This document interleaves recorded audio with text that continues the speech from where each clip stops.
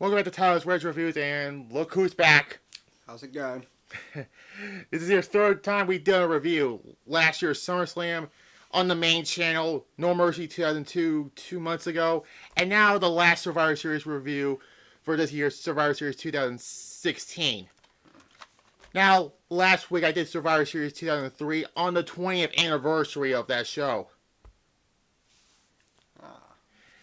Yes, because last week I did Survivor Series 2003 on November 16th. That was the 20th anniversary of that show. That event took place. Oh, okay. But this is the last Survivor Series for this year to go into 2 days from now. And, anyways, November 20th, a Raw and SmackDown event. Because this was right after WWE brought back the brand split. Yeah. Yeah, that's right. That's right. At the Air Canada Centre in Toronto, Canada. So yeah. This show is a brand warfare thing, which the first two times, that was fine, but the next, 18, 19, 20, 21, 4 times, it got overboard. Yeah, it got. And 2018 to me was the worst. Because of that swept, basically. Because of Raw swept SmackDown, basically. Oh, yeah, they did, huh? That show sucked. Yeah. Yeah, I remember that.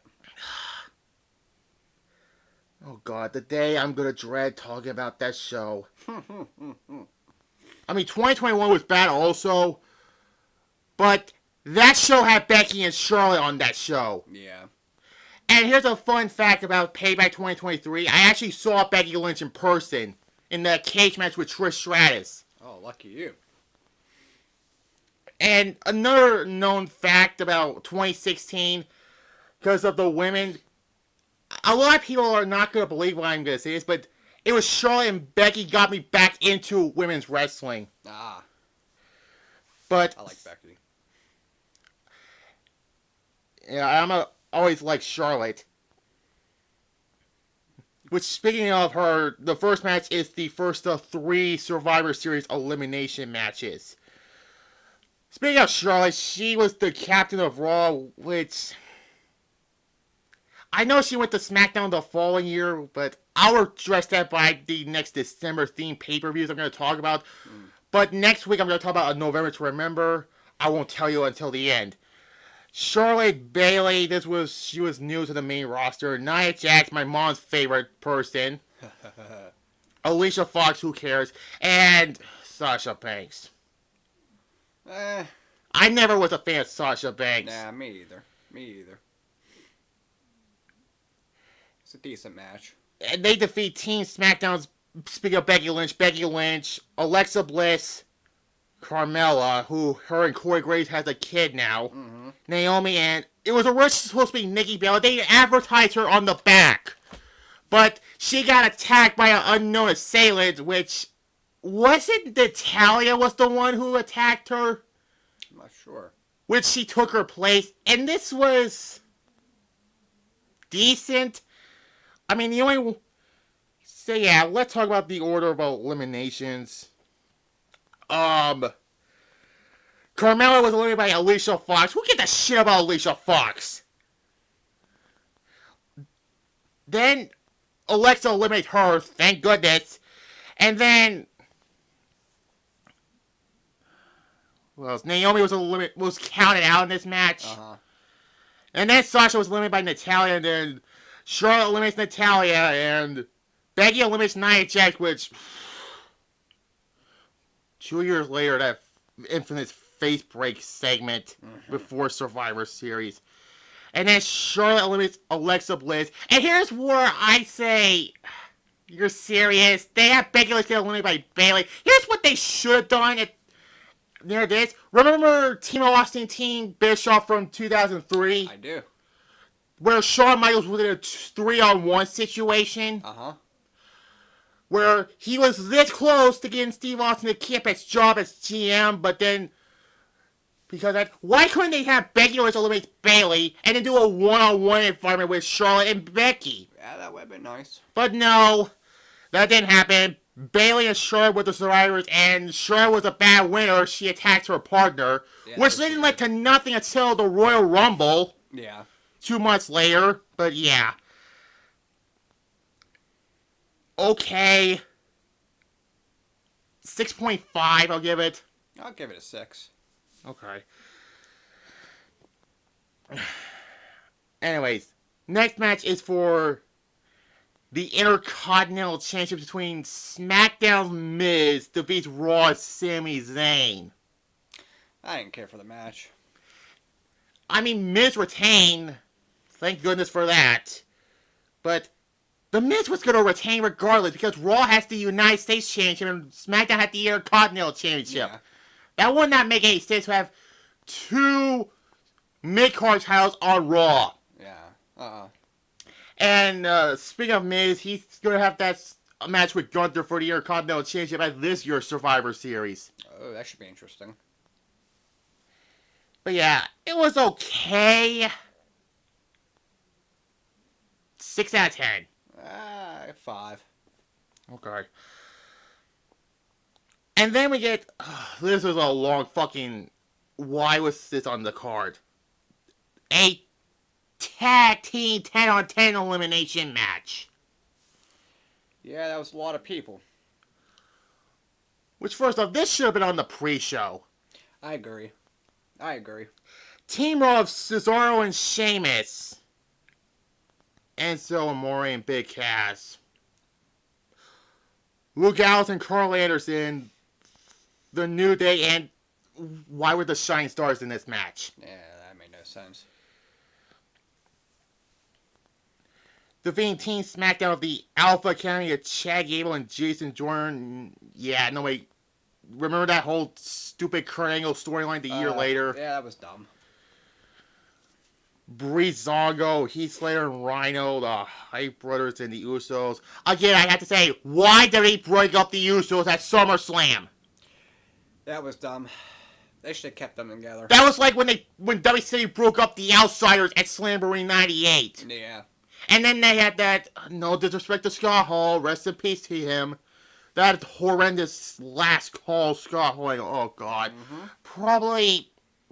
Probably another wrestling dumpster fires video on my main channel.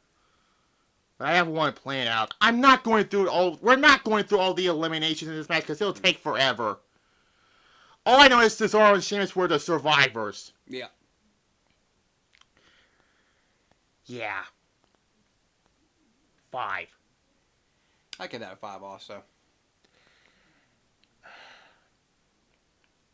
Anyways, this is another match they should not been on the card for the Cruiserweight Championship. This second run with the Cruiserweight title was... Yeah.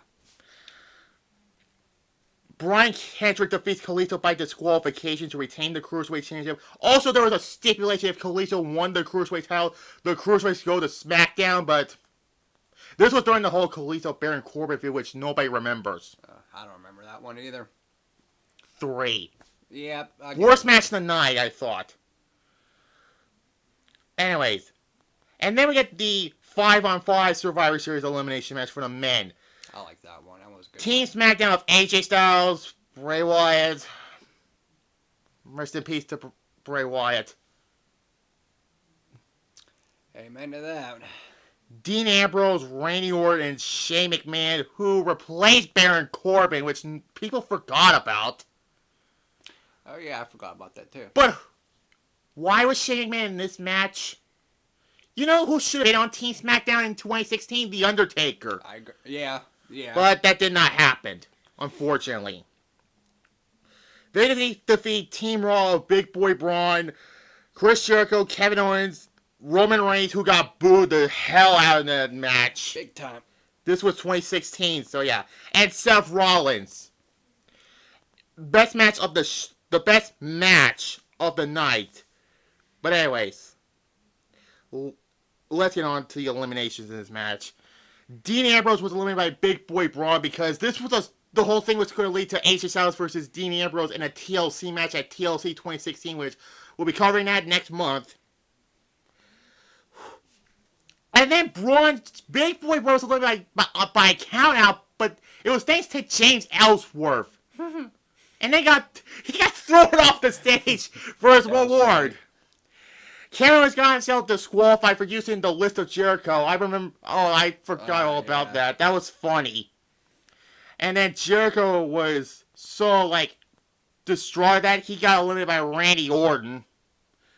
And then we get the scariest part of the match where Shane McMahon got speared to oblivion by Roman Reigns for his elimination. That was a scary bump. Yes, it was. Well, thank God Shane was okay. And then afterwards, Ambrose came back out to attack AJ Styles. Again, story-driven. This is Survivor Series. And this is one of the reasons why I hate the brand warfare stuff for Survivor Series, because heels and faces have to force the team up. Mm-hmm. Which led to a mini Shield reunion until next year. The following year, that is. And then AJ Styles was eliminated by Seth Rollins. And then Bray Wyatt eliminates Rollins and Reigns for the victory. Yep. That was a pretty good match. Yeah. Again, I'll mention it by the end of the year about that. 9 out of 10. 9.5. Yeah. And then the big shock about this show. The main event. We all know about this. And literally, they used the 2K17 cover for this event. Yeah. But it said they have Goldberg on it. That's the only difference about this and the 2K17 cover. Mm-hmm. Because it's literally the same Brock Lesnar in front of what is this?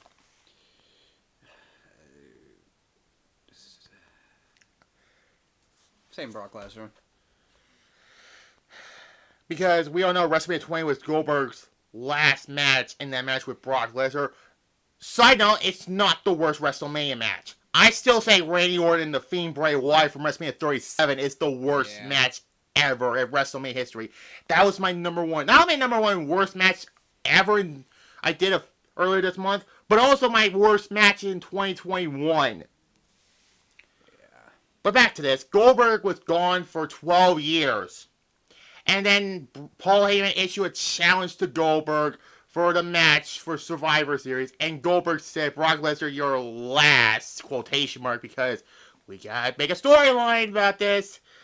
The match. Goldberg defeats Brock Lesnar. This was not much of a match. No, it was like 1 minute and 26 seconds. Bell rings. Brock Lesnar throws Goldberg into the corner. Goldberg shoves him. Spear. Another spear. Jackhammer. 1, 2, 3. Done. Yeah, no chance. This ain't getting a rating. Because it's basically a squash match, but I give it 5 points for a Goldberg squash. Yeah. I agree. I mean, this was basically to the final match for WrestleMania 33, which, yeah. And that also had that fucking Universal title. Also, in the last match, Kevin Owens he entered Survivor Series as the Universal Champion. I'm so glad that fucking belt is gone finally. Yeah. And they brought back the World Heavyweight Championship. But anyways, I give it 5 points for a Goldberg squash. Yeah, I'll give 6. You can't give it 6. Okay, I'll give it 5 points. Okay, 5 points.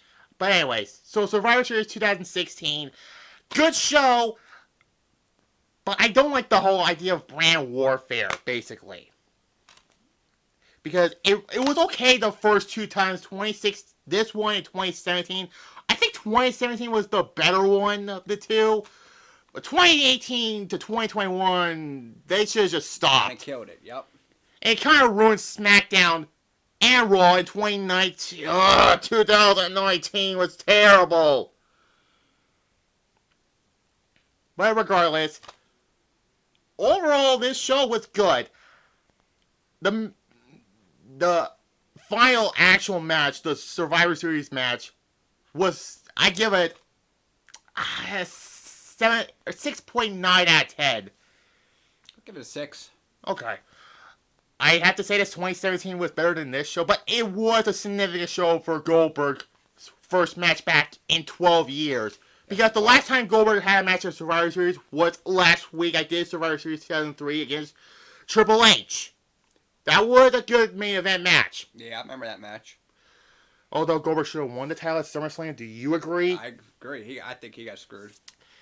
I don't want to talk about it 20 years later. It still is a vein of our existence. Yeah. But anyways, I mentioned next week about November to Remember, ECW November to Remember. It's going to be 1999, which I'm going to fucking endure fucking Don Callis' commentary. Fuck him! That guy's a fucking douche. But anyways, thank you for coming on. Thank you for having me on, brother. So tomorrow will be my SmackDown review, and then Survivor Series 2023 will be a live review. Going full circle, because the last live review I did was Survivor Series last year, and we're going full circle with that. But anyways, like this video, comment down below. If you're new to this channel and my main channel, subscribe to both of them and click the notification bell, and there. Bye-bye.